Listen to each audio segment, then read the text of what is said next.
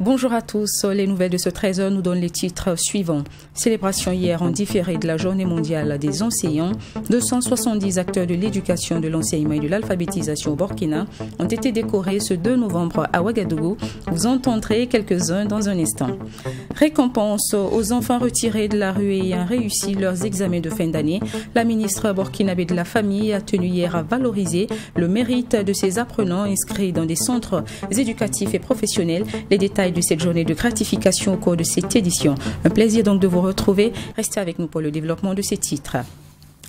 Les ministères burkinabés de l'Éducation nationale et de l'enseignement supérieur ont célébré hier en différé la journée mondiale des enseignants, habituellement commémorée le 5 octobre de chaque année. Au cours donc de cette célébration différée d'hier, 270 agents des 10 ministères ont vu leurs efforts récompensés à travers des distinctions honorifiques. Vous découvrirez la reconnaissance des uns et des autres dans ce reportage de Mamitriana Kamabou.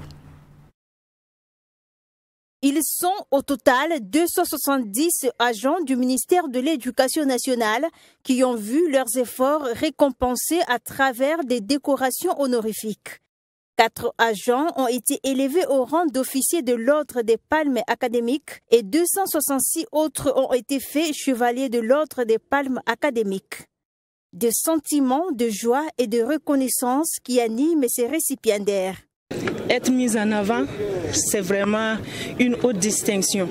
C'est vraiment une grâce de Dieu et cela m'invite à beaucoup plus d'humilité et à beaucoup plus d'abnégation dans le service. C'est un travail d'équipe et si nous sommes arrivés à des résultats, c'est grâce au don de soi de tout un chacun.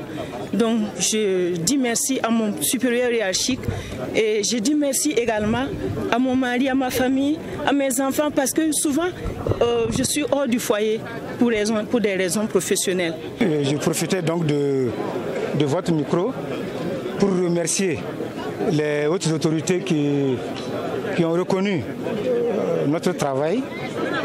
Et nous n'oublions pas les collègues avec qui nous échangeons régulièrement et échanges qui nous permettent, n'est-ce pas, de remporter des victoires.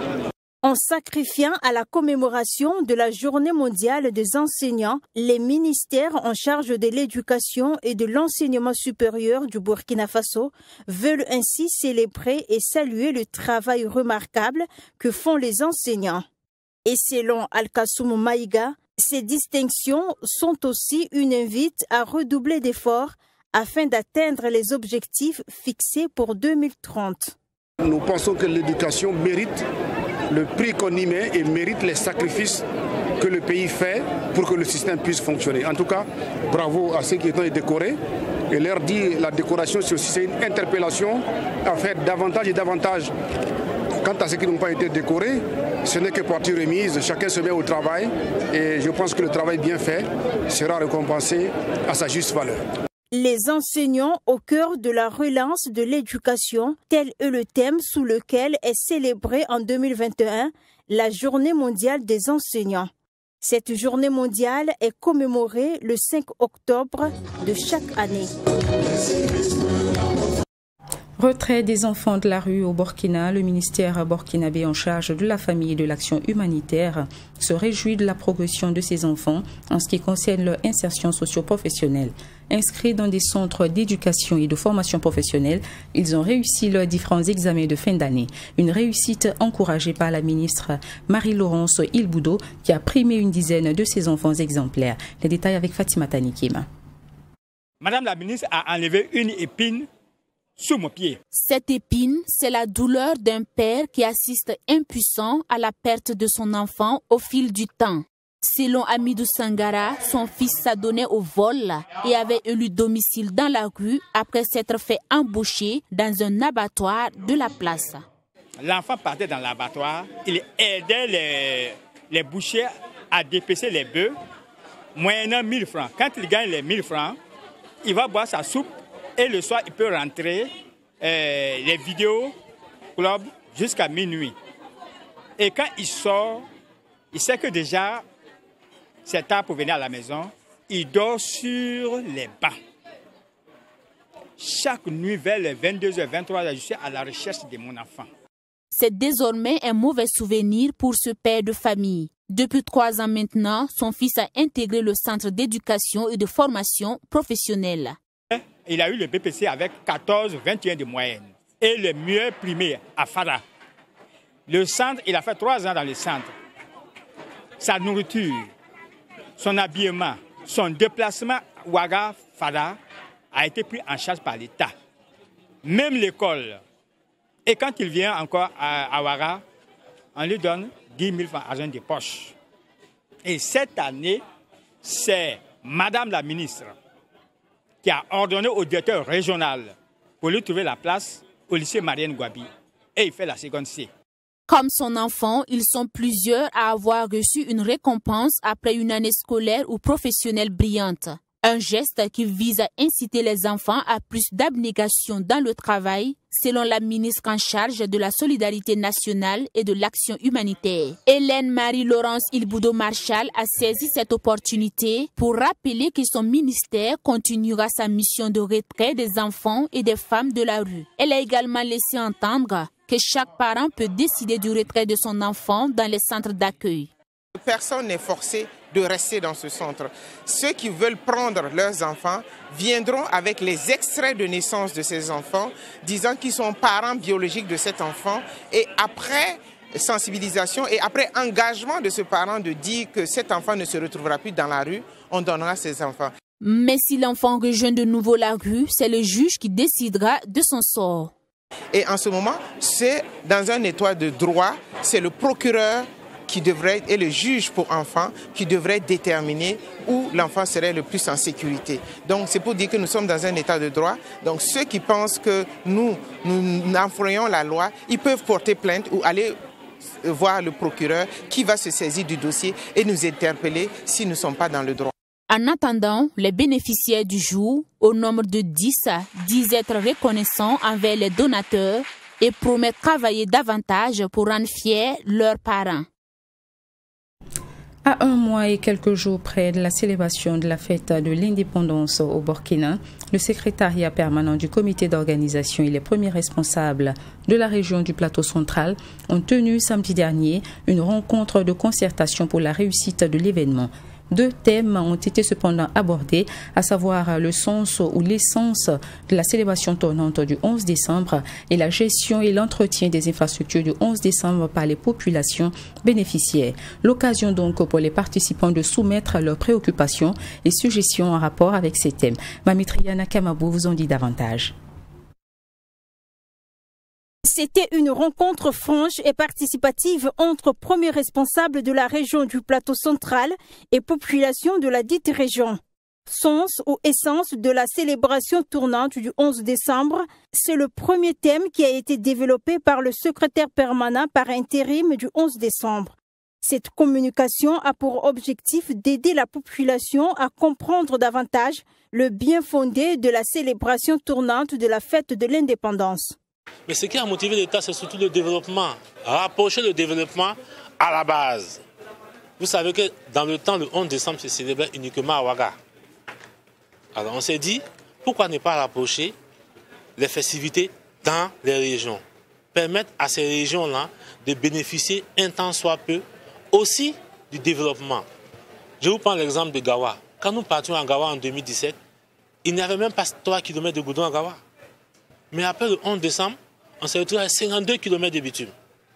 Une cité des forces vives, avec des logements sociaux, estimés à près de 400 à 470 logements. Bon, l'ensemble de ces infrastructures-là permet d'apporter une valeur ajoutée au développement de la région. Après cette première communication, c'était au tour du président du mouvement de la jeunesse d'intervenir sur la gestion et l'entretien des infrastructures du 11 décembre par les populations bénéficiaires. Nous avons interpellé les gens sur les comportements néfastes, tels que les actes de vandalisme. Généralement que nous constatons, ce que le citoyen a à faire, c'est de comporter un citoyen responsable. Éviter donc des actes de dégradation, de vandalisme qui n'honorent pas donc le respect des édifices des festivités du 11 décembre. Il faut se constituer en ambassadeur d'information pour la protection donc de ces édifices. Issus des festivités du 11 décembre. De communication dont la qualité a été saluée par les participants. Ces participants ont, à travers le jeu des questions et réponses, soulevé plusieurs préoccupations et émis des suggestions. Il y a certaines infrastructures où nous avons besoin de mettre des comités de gestion, des comités de suivi, mais il y a aussi certaines infrastructures où nous avons besoin d'un suivi quotidien pour son entretien et sa gestion. Donc c'est pour vous dire que ces infrastructures, il y a déjà des services techniques municipaux qui sont là, qui suivent, qui accompagnent, mais qui aident le maire dans ses prises de décision. Donc ces services travailleront comme il se doit. Le mouvement de la jeunesse compte mettre en place un comité de suivi pour accompagner les autorités de la région du Plateau central pour une bonne gestion de ces infrastructures. Cohésion interreligieuse au Burkina, le comité mixte du dialogue interreligieux a procédé samedi dernier au lancement officiel de ses activités 2021-2023. Leurs actions s'étendront donc sur 5 villes du pays en vue d'encourager la jeunesse à l'engagement citoyen à travers des conférences et des panels. L'objectif donc du CMDIR est de consolider les relations entre les membres des différentes communautés religieuses. Précision avec Mamitriana Kamabou. Cette cérémonie marque le lancement officiel des activités du comité mixte du dialogue interreligieux CMDIR. Au cours des 2 prochaines années, ce comité va mener des activités de sensibilisation sur le dialogue interreligieux. Des panels et conférences seront également organisés en vue de consolider les relations entre catholiques, musulmans et évangéliques. L'objectif est clair. D'abord, familiariser les jeunes avec la notion du dialogue interreligieux, leur montrer l'importance du dialogue interreligieux, l'acceptation mutuelle, la tolérance, etc., etc. Et nous allons également montrer aux militants comment il est possible de concilier militantisme religieux et engagement citoyen. Engagement de jeunes religieux pour la promotion du dialogue interreligieux et la paix au Burkina Faso. C'est le message qui fera l'objet de débats au cours de leurs activités. À travers ce thème, le CMDIR veut encourager la jeunesse à l'engagement citoyen. Nous avons choisi ce thème en partant sur la base de constats. Nous avons discuté au sein de nos structures, nous avons rencontré des autorités pour discuter un peu, pour voir les difficultés auxquelles sont confrontées nos structures et les jeunes de façon générale. Et c'est sur la base de ce diagnostic-là que nous avons pu retenir ce thème, qui certainement va apporter un plus dans la recherche de la paix dans notre pays et un plus aussi dans l'engagement citoyen des jeunes en vue du développement dans notre pays. Ce projet, porté par le comité mixte du dialogue interreligieux, bénéficie du soutien technique et financier de l'ONG ADC. Il est accompagné par le ministère de l'État chargé de la réconciliation nationale et de la cohésion sociale. Et au vu de l'importance de son apport dans le processus de réconciliation nationale, les attentes sont multiples, à en croire la chargée de mission du dit ministère. Étant donné que dans le plan d'action de cette stratégie, il y a des activités allant dans le sens de renforcement du dialogue interreligieux. Donc nous, on se retrouve vraiment dans cette activité qui rentre en ligne de compte de notre mission et du travail que nous avons à faire dans notre département. Je souhaite que l'activité contribue vraiment à renforcer le lien entre ces 3 religions existantes, à savoir la religion musulmane, la religion catholique et la religion protestante. Et pour atteindre ces objectifs, le CMDIR compte mener des activités dans 5 villes du Burkina Faso. Il s'agit de Ouagadougou, Bobo-Dioulasso, Koudougou, Ouaïgouya et Tenkodogo. Parlons solidarité à présent. Samedi dernier également, l'association Songtaba des femmes de Boussouma a offert des vivres, des kits scolaires et du matériel de couture aux orphelins et autres enfants vulnérables et déplacés de la commune. C'était lors d'une cérémonie officielle organisée ce 30 octobre. Retour sur la remise de ces dons avec Béranger Zamblongo et Cheikh Omar Ouetraogo. Composé entre autres de vivres, de matériel de couture et de kits scolaires, ce don se veut être la contribution de l'association Songtaba des femmes de Boussouma pour la réinsertion socio-économique des couches vulnérables de Boussouma. Ce élan du cœur qui vise également la consolidation de la paix et de la cohésion sociale a été possible grâce aux partenaires de l'association Songtaba. Dans le cadre de la promotion de la paix et de la cohésion sociale, nous nous sommes rendus compte que ces enfants veulent du soutien, que ce soit du soutien matériel, que ce soit psychologique, que ce soit moral.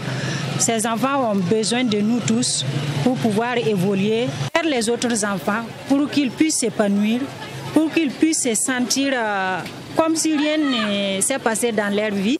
Ce n'est pas simple, mais nous constatons que ces enfants ont besoin de ça. Nous avons tous un objectif qui est de les soutenir pour leur réinsertion sociale. Pour le Rimsam Naba de Boussouma, par ailleurs président de la présente cérémonie, le geste de l'association est plus que salutaire et constitue un ouf de soulagement pour ces enfants. Nous saluons cette initiative qui nous permet, nous, de nous ressaisir parce que c'est notre devoir de faire le travail qui a été fait ce matin-là. Donc tout ce qui a été fait par l'association, c'est pour nous soulager, c'est pour nous appuyer, nous accompagner à aider justement ces couches-là, vraiment de retrouver un minimum de dignité pour pouvoir rester dans la société. Même satisfaction également chez les représentants du Conseil national de lutte contre le sida et les IST et la direction régionale de la femme, de la solidarité nationale et de l'action humanitaire de la région du Centre-Nord, partenaire de cette journée de solidarité. Alors, depuis plus de 5 ans, nous sommes en partenariat et à chaque fois nous avons effectivement essayé d'apporter notre contribution pour que l'association puisse effectivement prendre en charge les OEV et également des PVH et des personnes déplacées internes. Alors aujourd'hui, c'est une occasion pour nous de saluer l'effort de cette association-là. Comme vous l'avez constaté, en tout cas qui ne ménage aucun effort pour effectivement assister toutes ces personnes vulnérables qui sont effectivement dans le besoin. Aujourd'hui, comme vous le constatez, nous sommes dans cette dynamique et au nom de Madame la ministre que nous représentons, nous sommes venus dire que la structure a pris une initiative qui est assez louable et il était de bon temps que nous puissions venir non seulement soutenir l'initiative, mais aussi voir dans quelle mesure nous pourrions réfléchir ensemble pour pouvoir protéger les couches vulnérables que sont ces enfants. Notons que l'association Songtaba des femmes de Boussouma regroupe en son sein des associations de la région du Centre-Nord qui s'investissent dans le domaine de la promotion des droits de l'enfant et de la femme et dans celui de l'humanitaire, de l'éducation, de la santé. Elle a été créée en 2009 et compte aujourd'hui 167 membres. Le Fonds de développement culturel et touristique a lancé vendredi dernier 3 appels à projets à hauteur de 550 millions de francs CFA. Les 10 projets doivent viser le développement des industries culturelles et touristiques et la lutte contre l'extrémisme violent. Les dossiers de soumission de projets au FDCT sont recevables du 11 novembre au 10 décembre prochain. Plus de précisions avec Michael Toukré. Le premier projet est ouvert aux associations coopératives culturelles et touristiques d'un montant de 200 millions de francs CFA. Le deuxième vise à soutenir les initiatives culturelles des jeunes et des femmes d'un montant de 250 millions de francs CFA. Le dernier projet lancé est d'un montant de 100 millions de francs CFA et vise à soutenir les initiatives culturelles dans la lutte contre l'extrémisme violent et faire aussi la promotion de la paix et de la cohésion sociale au Burkina Faso. Ce qui est innovant, surtout, c'est que notre partenaire a bien voulu qu'ensemble nous puissions contribuer au développement humanitaire, à la cohésion sociale et à la lutte contre l'extrémisme violent. Nous nous disons que les acteurs culturels qui sont des créateurs ont ici l'occasion de faire valoir leurs talents et de créer pour qu'ensemble nous puissions surmonter les difficultés qui sont les nôtres en ce moment.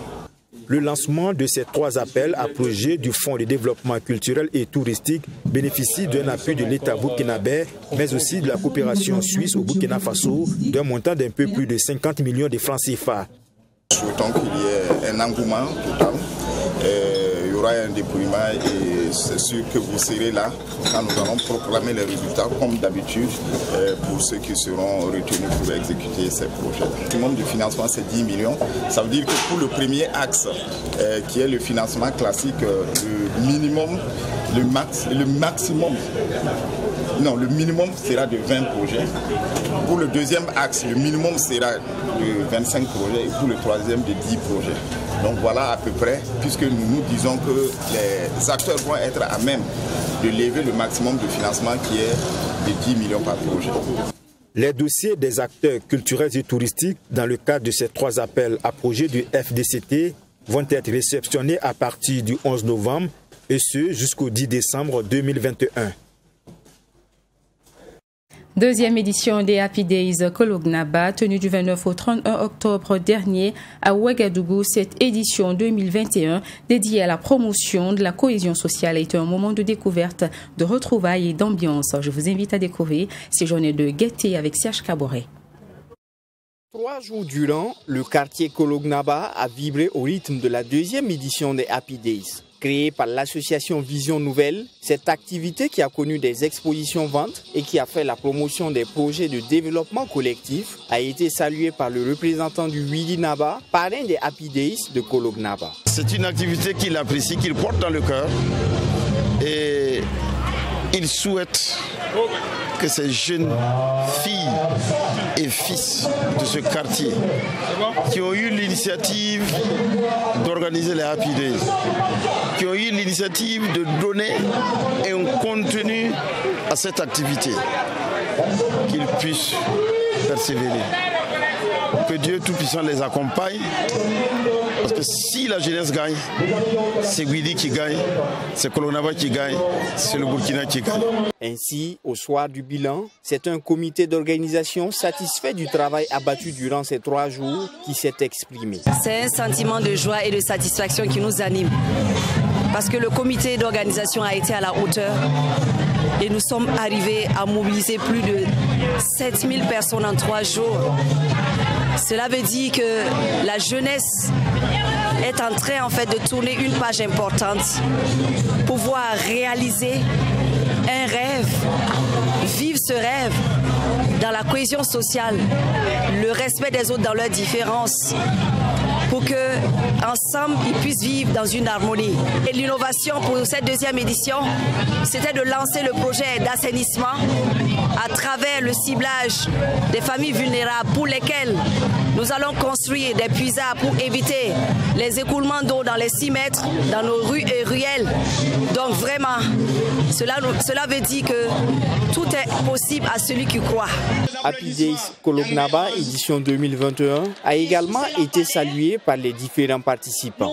Pendant très longtemps, il y a des gens qui ne venaient pas à Kolognaba, qui étaient en voyage de gauche à droite. Mais Happy Days, ça les fait retrouver tous ensemble ici. Et en plus aussi, ça permet les jeunes, la jeunesse aussi, de comprendre comment faire l'entrepreneuriat parce qu'ils ont fait beaucoup d'initiatives. Une dizaine d'artistes à l'image d'Emilio le Chanceux, Casse Boven et bien d'autres ont égayé le public tout au long de la soirée afin de clore cette deuxième édition des Happy Days de Kolognaba. Page sportive, fin de la 6e édition des 72 heures du motard à Ouagadougou, organisée par le club des motards du Faso. Cette édition placée sous le thème Moto et sécurité humaine s'est tenue du 30 octobre au 1er novembre 2021 dans la capitale burkinabé. Pour l'occasion, la sensibilisation sur la sécurité routière était au rendez-vous. Vincent Dabilgo, ministre burkinabé en charge des transports et de la mobilité urbaine, était le président de cette 6e édition. Yassine Saadgo vous fait le compte-rendu de ces journées motards. Montrer à la population que la moto est un facteur d'intégration et de solidarité sous-régionale, c'est l'objectif recherché à travers l'organisation de ces 72 heures du motard du Faso. Les organisateurs disent vouloir mettre cette passion pour la moto au service de la sensibilisation sur la bonne conduite en circulation. Alors nous avons fait un circuit fermé de 62 km arpentant les plus grandes artères de Ouagadougou afin de montrer comment la conduite à moto en fait se fait. Vous allez remarquer que dans le peloton, tout le monde portait un casque, tout le monde avait des gants, tout le monde portait des chaussures fermées, des bottes. tout le monde avait au moins un blouson pour se préserver en fait des éventuelles chutes. Grâce à Dieu, tout s'est bien passé jusqu'à notre arrivée ici. On n'a déploré aucune chute. Toutes les délégations se sont bien comportées et c'est cette sensibilisation qu'on voulait montrer comment la conduite responsable se fait, comment est-ce qu'on se comporte sur la route et comment est-ce qu'on roule en fait en groupe et l'amour qu'il y a dans la fraternité en fait motards régionale. Pour cette 6e édition, la Côte d'Ivoire, le Mali, le Niger, le Bénin, le Togo, le Ghana, le Nigeria, le Sénégal, la Turquie et la France ont fait le déplacement de Ouagadougou, capitale des 2 roues. Des moments de convivialité et de brassage entre motards qui a été salué par les participants. Le plaisir, c'est déjà rencontrer ses frères motards parce que nous avons quand même des canaux de communication et nous ne nous sommes jamais vus pour la plupart. Donc le plaisir, c'est déjà de se rencontrer ici à Ouaga. Voilà, c'est de découvrir aussi le pays de nos frères motards du Burkina, la gastronomie, le paysage, les infrastructures et bien sûr tout ce qui va avec. Il y a des pareils événements chez nous en Côte d'Ivoire, il y en a. Au Bénin, il y en a, j'en ai entendu parler. Et aujourd'hui, le Burkina a organisé pour moi le plus gros rassemblement que je n'ai jamais vu. Notre motivation première, c'est une histoire de moto. Et le Burkina et le Mali, c'est un peu frère, et c'est la même famille. Et nous aussi, on a l'habitude d'organiser le festival chez nous. Et le Burkina nous a toujours soutenus. Donc nous aussi, on se voit dans l'obligation de venir soutenir nos frères. Et puis voilà, c'est notre motivation. La moto, elle est associée, on va le dire, à l'être humain. Donc si on peut essayer de faire une grande sensibilisation dans ce sens-là, sur ce thème, je pense que c'est une très bonne idée. Une opération de don de sang, une visite de courtoisie au Mogo Naba, une parade sur l'avenue Charles de Gaulle avec les forces de défense et de sécurité, et un dîner gala était au programme des activités de cette 6e édition des 72 heures des motards. Nous vous l'annoncions au titre, la 5e étape du Tour international du Faso a été remportée hier par l'Allemand Daniel Bilschmann de l'équipe suisse avec une arrivée en 3e position du Burkinabé Paul Daumont. Une étape de 105 km parcourue entre Lumbila et Kaya. Monsieur Rutgers de la Belgique détient toujours le maillot jaune et vert. Quant à Hamza Yassine de l'Algérie, il conserve également le maillot du point chaud. Découvrez le résumé de cette journée avec Assami Touré. C'est Daniel Richmond de la Suisse qui remporte cette 5e étape courue entre Lumbila et Kaya, long de 100 km. Il faut dire que c'est une course qui allait assez lentement au début, et par la suite qui s'est étirée. C'est au niveau des 30 km restants que le peloton s'est étiré complètement pour arriver ici à Kaya. Et Daniel Richmond remporte cette étape en 2 h 2 minutes avec une vitesse moyenne de 49 km/h.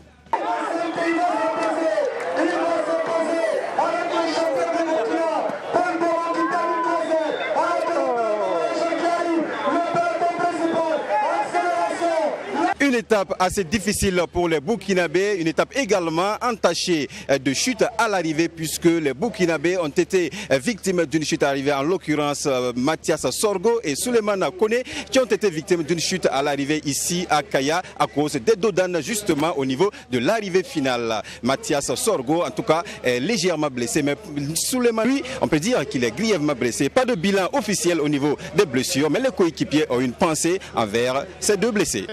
C'est un peu dommage de retrouver des dodanes à l'arrivée. Je pense que ce n'est pas vraiment l'endroit pour mettre des arrivées là où il y a des dodanes. Il faut aussi penser à la sécurité des coureurs. C'est vrai que ce n'est pas évident parce que le Burkina, c'est un pays quand même où il y a énormément de dodanes. Et trouver des endroits où il n'y a pas de dodanes, c'est compliqué. Mais il faudrait quand même qu'on puisse mettre des arrivées où au moins dans les 500 derniers mètres, il n'y a pas de dodanes. Parce qu'on le voit aujourd'hui, les coureurs sont à fond. Après 100 km de course, il n'y a plus forcément de lucidité. On ne voit plus forcément très clair. Donc voilà, on voit à l'arrivée que ça peut faire mal. Mais finalement, on est les plus touchés. Donc bon, c'est un peu triste quand même. Hein. Je pense que le circuit a été mal choisi. On ne sait pas pourquoi on l'a fait, mais vraiment, c'était mal choisi. Avec les dodanes dans les derniers 100 mètres, c'est vraiment risquant. Si on lance le sprint sans regarder, en fait, si on lance le sprint, on ne regarde plus devant. Donc du coup, si tu pars taper, c'est tout un problème. Donc c'est vraiment un tour très difficile pour nous avec les accidents. La configuration au niveau des maillots les plus convoités, rien ne change. Wouter Routger de la Belgique garde son maillot jaune, le maillot le plus convoité, et le maillot vert, le maillot au point. Hamza Yassine de l'Algérie garde son maillot rouge, le maillot des sprints intermédiaires. Le maillot du meilleur burkinabé est revenu à Paul Doumont et le maillot du meilleur jeune également. C'était très compliqué. On sait que c'est une étape qui arrive toujours avec une échappée au bout. C'est souvent une étape qui est située en fin de tour. Bon, cette année, c'est à la moitié. Donc, malgré le fait que la distance était petite, les étapes précédentes étaient très difficiles, donc les organismes ont souffert.